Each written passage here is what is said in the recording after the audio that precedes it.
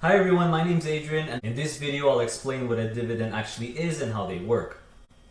So dividends are assets that are paid out of the profits of a corporation to its shareholders, which is us. So companies that pay out dividends are usually well established and reliable companies that have been around for a really long time and consistently make profits in order to give it to us, the owners. So this is important because as a passive income investor, the main thing you want is consistent and reliable income. So let's start with the easiest and most basic one of all. I like to call just a regular stock. So this is where you're buying shares of one company or business. When you do that, you're essentially becoming a part owner of the company. A very tiny part owner if you're only investing thousands of dollars like I am, but a part owner nonetheless. So what are the advantages of buying shares in an individual business?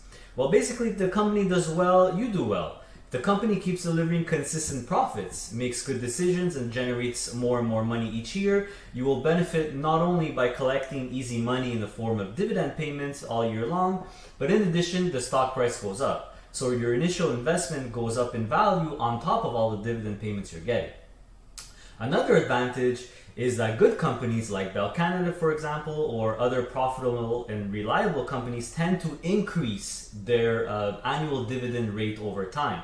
So this is where the power of the buy and hold strategy pays off. So let's go back to Bell Canada as an example so I could show you what I'm talking about. Alright guys, so let's go back to Bell Canada as an example. So right now the dividend rate is $3.33 and the dividend yield, if you would buy it today, would translate to 5.38%. This is annually. But let's go back and check out the dividend payments for the last 5 years. So here you have it. So this is the latest one to 2020. Like we just saw, it's $3.33. But if we go back 5 years ago to 2015, for example, the annual dividend rate is less. It's $2.60. This is a good thing because this means that this company is consistently increasing their dividend rate over time. So let's calculate it. So 5 years ago, the stock price of Bell Canada was about $53. So if we take the dividend rate, what it was then, $2.60, divided by 53 times 100 will give us the annual yield. It's 4.90%. Still pretty good, but not as good as it is now. So let's say we would never have sold those shares, and as passive income investors, we do just that. We do not sell anything. Right now, what would our annual dividend rate be? Well, basically it's $3.33. So if we take $3.33 divided by the share price of $53, that's back in 2015 when we bought it, times 100, the annual dividend yield or percent, as you can see, is much higher. It's 6.28%. So 5 years ago, we were making 4.90% a year on our money in dividends only, and now we would be making 6.28% a year on our money. So we're actually making more money than 5 years ago. This is, you could think of it as compound interest, and this is where the buy and hold strategy pays off, especially for these types of companies which tend to increase their annual rate over time. This is just 5 years, but in 10 years from now, it might be 7%. In 20 years, it might be 8 or 9%. So imagine investing, having shares of a company that gives you 8, 9, or even 10% or more in interest every year. That's just phenomenal. So what are the disadvantages of buying shares in an individual business? Well, if the company does bad, the stock price tends to go down. Don't forget, this is completely normal. All businesses have their good and tougher times. But remember, because we are not selling our shares, we don't care that much. This is where, again, the buy and hold strategy gives us peace of mind. Our concern is not really the stock price, it's the dividend. So as long as the company keeps paying out a dividend, we're still making money and we're still happy. So you might be asking, can a company that's not doing well reduce or completely eliminate its dividend? Well, the answer is yes. However, it's actually pretty rare and completely depends on the business itself and the circumstances surrounding the business, which are sometimes out of its control. Remember, the goal of dividend-paying companies is to preserve the dividend. So if they reduce it, it's always for the long-term success of the company. Either way, dividend reductions are rare and really depends on the business you invest in and how risky it is. Many companies have never reduced their dividends in their entire existence. So the second type of dividend paying stock I want to discuss are real estate investment trusts, or REITs. So a REIT is a company that owns, operates, or finances income producing properties. So by investing in them, you're literally buying a piece of real estate. And we're not just talking about residential real estate like an apartment building. That's just one type of REIT. REITs can also be retail properties like stores and strip malls. They could be industrial real estate, office real estate, hotels, car dealerships, healthcare facilities, and more. So for those of you who want to invest in real estate, it's by far, in my opinion, the best and easiest hands-off way to own property. Why would you buy an apartment building? You'll have to deal with bad tenants, late rents, leaky roofs or toilets, foundation issues, maintenance costs, plumbers, electricians, insurance agents, real estate brokers, etc. It's a nightmare. So REITs are an amazing alternative if you're like me and don't want to deal with all that stress. About 20% of my personal stock portfolio is real estate, and let me tell you, it's the safest and reliable income you'll ever get because property values tend to be very stable and just go up in the long run. So REITs were created in 1960 by the US Congress to allow regular people like me and you to become property owners. God bless America, seriously. And I haven't even got to the best part yet. By law, REITs are obliged to pay out 90% of their income to their shareholders in the form of dividends. So that's very nice. It's hard to imagine any disadvantages, but there's one to mention. The dividends are not considered eligible dividends, which simply means there's no added tax break on the income during tax season, so it counts basically as regular income. So let's take a look at two REITs, both of which I currently own, so I could show you two examples. Alright guys, so let's check out two examples here. The first one is Northwest Healthcare Properties REIT. So as you could guess by the name of the REIT, they specialize in healthcare properties. Let's check out the dividend information. So their annual dividend rate is 80 cents a share, which translates to a dividend yield of 6.42% annually. That's a pretty good yield. Let's check out the last 5 years of dividends. So these guys give a dividend every month, which is good. So as you can see here in 2016, it was 80 cents. And if we scroll down all the way to 2020, it's still 80 cents. So very, very consistent income. Let's go on the company's website just for fun.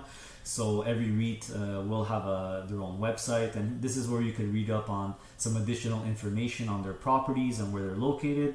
So if we read through this one, they have 149 income producing properties, 10.1 million square feet in Canada, Brazil, Germany, Australia, New Zealand, blah blah blah, some more information. And usually we're also able to actually see the entire portfolio. So if we just for fun click on portfolio and click on Canada, you'll have all the information on their properties in Canada. If we would click on Germany, you would have all their properties in Germany. So pretty cool to see what basically you're owning once you buy this REIT. So let's go on to another example. Let's take Plaza Retail REIT, stock symbol PLZ.UN, and of course let's always go first to the dividend information. So this company gives an annual dividend of 28 cents per share, which translates to a dividend rate or interest rate of 6.25% per year. Also pretty good. Let's check out the last 5 years of dividends. So these guys also give out a monthly payout. And if we go in ascending order, in 2016, you could see that the annual dividend was 26 cents and not 28 cents. Which is good because it shows that this company is consistently raising their dividend. So you can see here 26. If we go to 2017, they boosted it to 27 cents a share, and in 2018 they boosted it to 28 cents a share, and it's been 28 cents sorry, since then. So if we go on their website and just go to about, you could read up on basically the information of the company. They have retail real estate. Total assets are over $1 billion. If we go to, if you want to check out some of their properties, why not? We just go to properties and leasing on their website, and here are some of their clients. So big name brands, KFC, Dollarama, Canadian Tire, etc. And if we actually scroll down, we could actually see exactly where all the properties are on the map, and they're pretty much all over Canada. So there you have it, guys. That's just two examples of two REITs that I own. The third type of dividend paying stock I want to talk about are ETFs, which stand for Exchange Traded Fund. So like the name says, they are a fund where its shares are traded every day like a regular stock on an exchange, which is the stock market. So if you compare them to mutual funds, they both have a bunch of companies or securities in them, which reduces your risk, as we're not all throwing our eggs in one basket, so to speak. So what are the differences? Well, mutual funds, which are managed by banks and investment firms privately, so they're not listed on the stock market.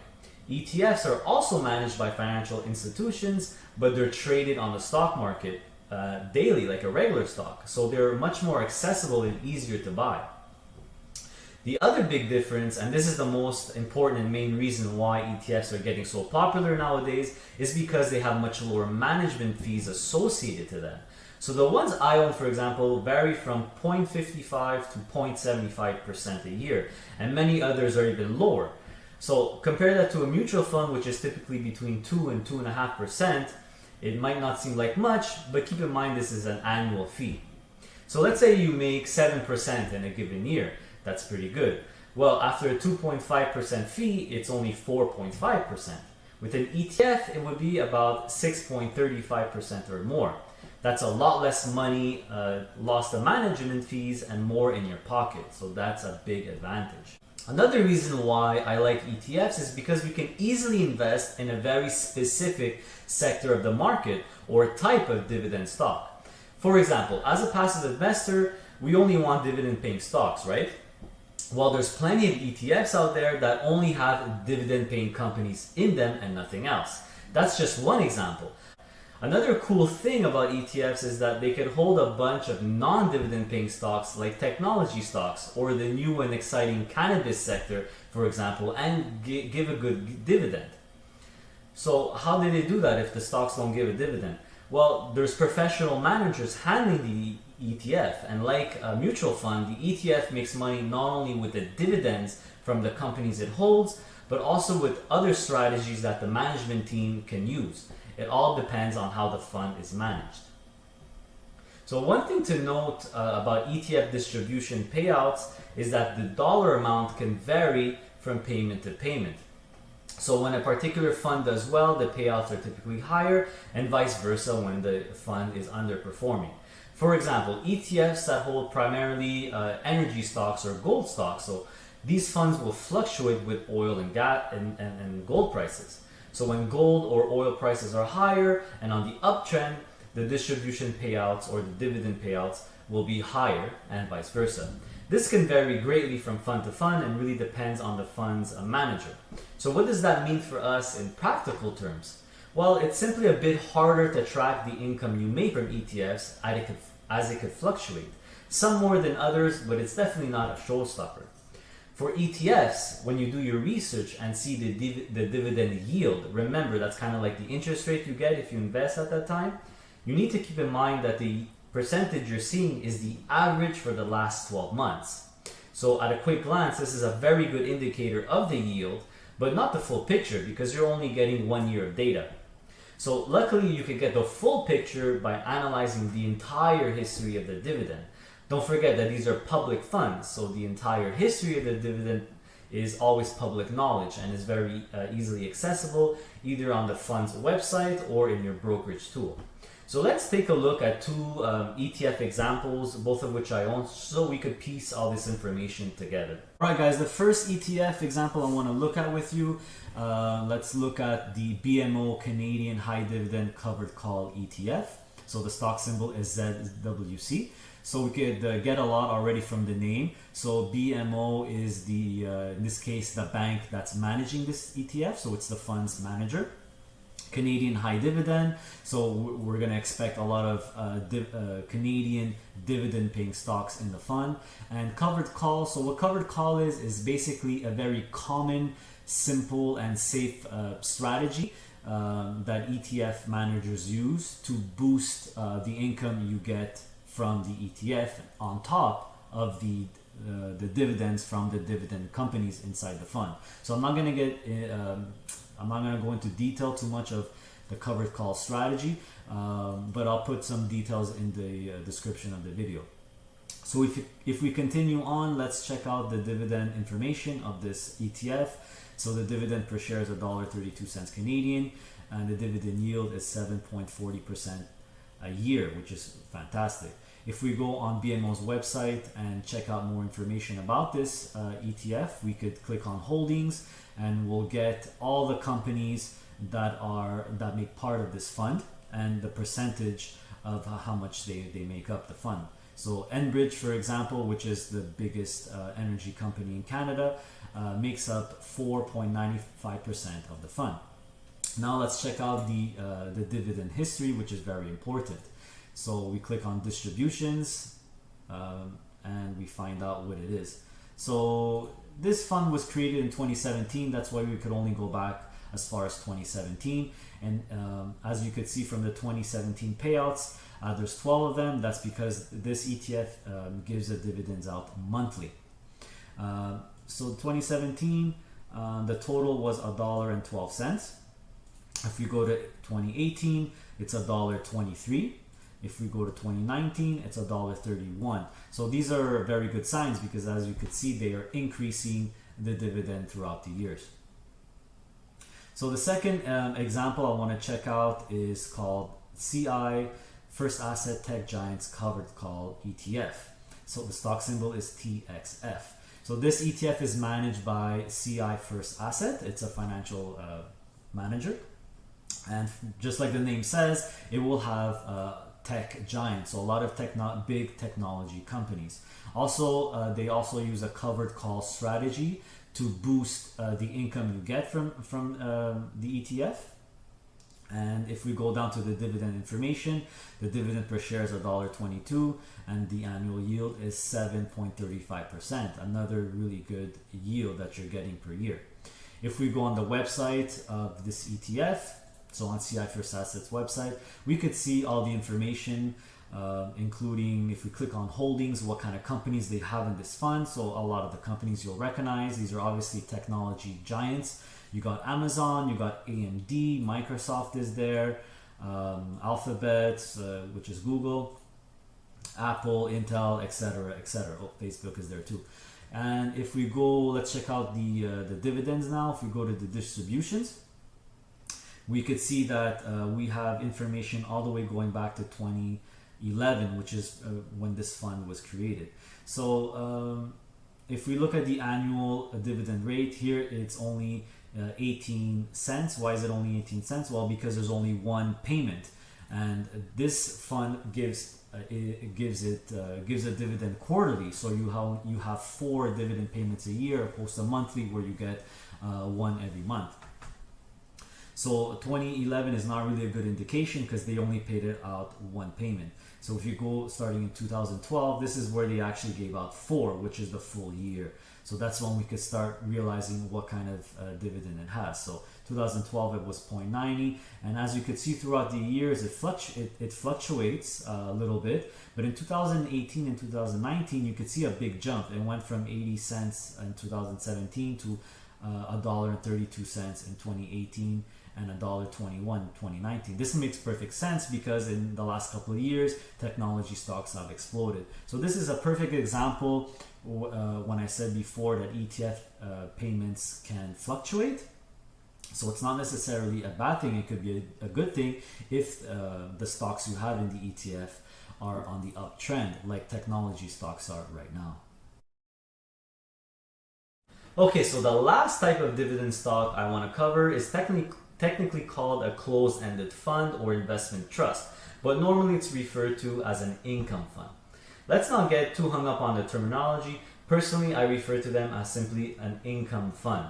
Let's compare them to REITs and ETFs as they share a lot of the same similarities. So like ETFs, there are several companies in the fund. The amount can vary, and they usually have a lot of dividend-paying stocks. In addition, they are both listed on the stock market and traded every day. Now if we compare them to REITs. First off, they're both technically an investment trust. Don't forget, REIT stands for Real Estate Investment Trust. Second, they both have a .UN after the stock symbol because you're buying a unit of a fund and not a share of a company. Small difference. Third, they have a very consistent dividend payout, and I'm talking about dollar amounts here. So it's very easy to track the income. And fourth, the best for last, is most of them have monthly dividend payouts. So consistent money every month. Who's not a fan of that? So once again, it's example time. Let's take a look at two income funds so you could see for yourself. Alright guys, the first income fund I want to check out with you is called the Canada EIT Income Fund. So the stock symbol is EIT.UN. Don't notice the .UN just like real estate investment trusts. That's because income funds are also considered investment trusts. They're basically buying a unit of the fund, hence the UN. So if we look at the dividend information, the annual dividend rate is $1.20, which translates to a dividend yield of 11.79%. That's really, really high and really fantastic. When in doubt, always look at the dividend history if you're skeptical. That's what I do. So let's look at the dividend for the last 5 years.